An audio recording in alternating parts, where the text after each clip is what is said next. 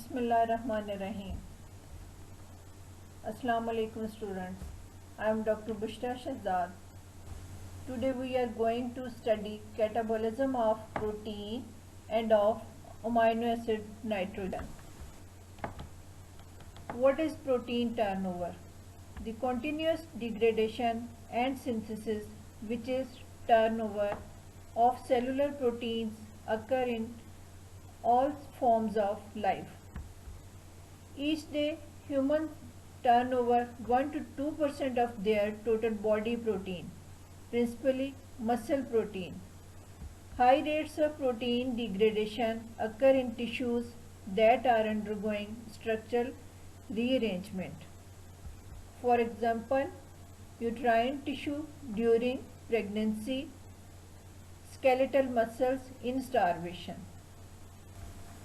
Approximately 75% of amino acids liberated by protein degradation are reutilized. The remaining excess free amino acids are not stored for future use. Amino acids not immediately incorporated into few protein are rapidly degraded. Major portion of the carbon skeletons of amino acids is converted to amphibolic intermediates. Amino nitrogen is converted to urea and excreted in the urine. Proteases and peptidases. Proteases and peptidases degrade protein to amino acid.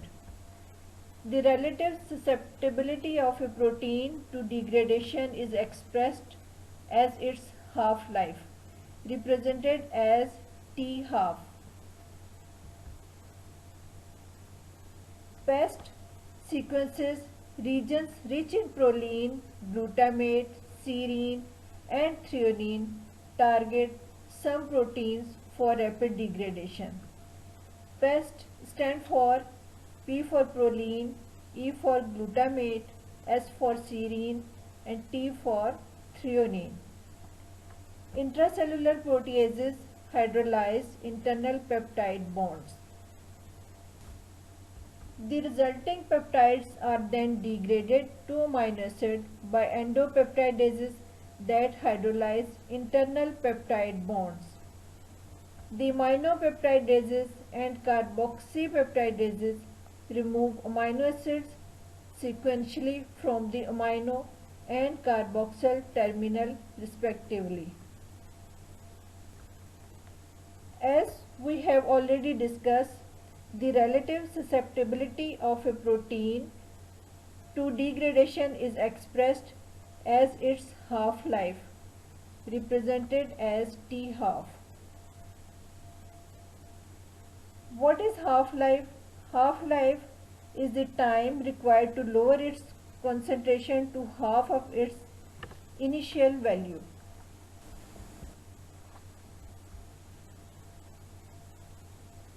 Typical housekeeping enzymes such as those of glycolysis have half-life values of over 100 hours.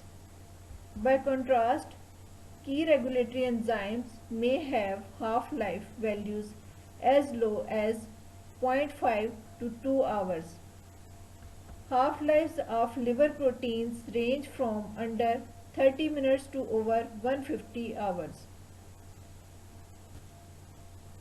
Protein degradation may be ATP independent degradation and ATP and ubiquitin dependent degradation.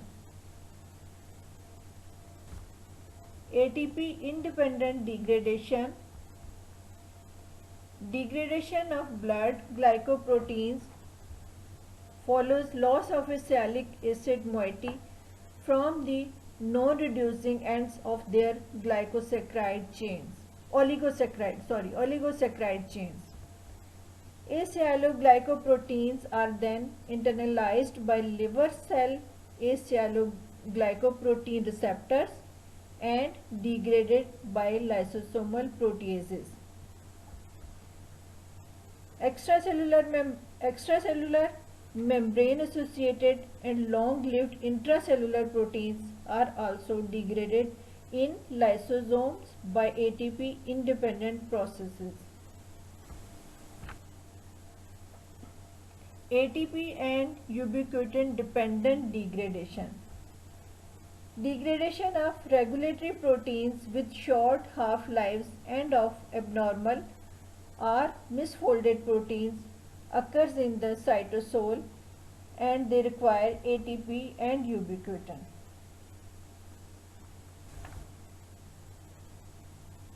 This is the three-dimensional structure of ubiquitin. Ubiquitin contain alpha helix shown blue color and beta strand shown green color. R group of lysyl residues in yellow color. Lysine 48 position and lysine 63 position are sites for attachment of additional ubiquitin molecules during polyubiquitination. We will see in the coming slides.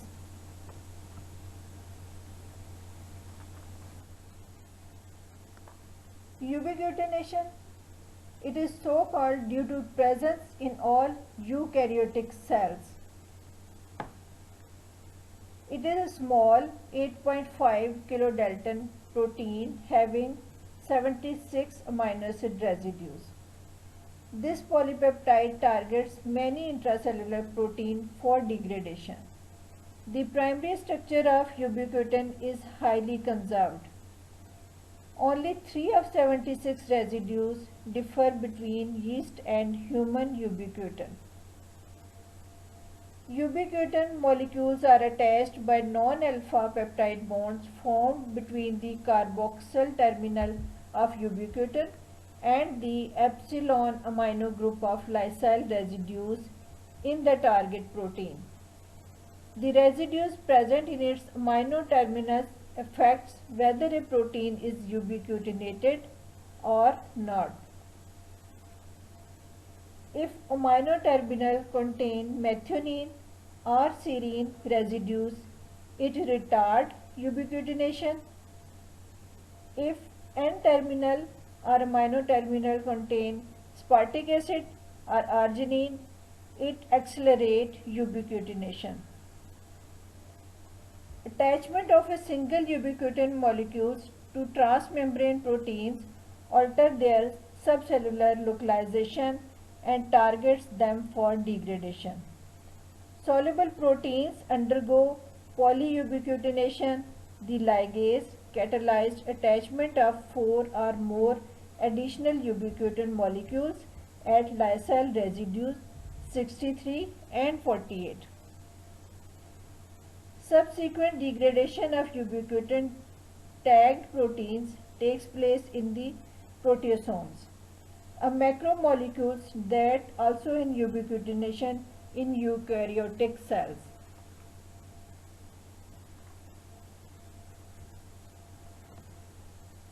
Reaction involved in the attachment of ubiquitin to proteins. The terminal carboxylic group of ubiquitin first form a thioester with E1, that is activating enzyme. Hydrolysis of inorganic pyrophosphate by the pyrophosphatase. A thioester exchange reaction now transfers activated ubiquitin to E2, which is ligase. E3, which is transferase, catalyzes the transfer of ubiquitin to the epsilon amino group of lysyl residues of the target protein. Additional rounds of the ubiquitination results in the subsequent polyubiquitination. This topic will continue in next lecture. Thank you very much. For detail, consult Harper 28 chapter.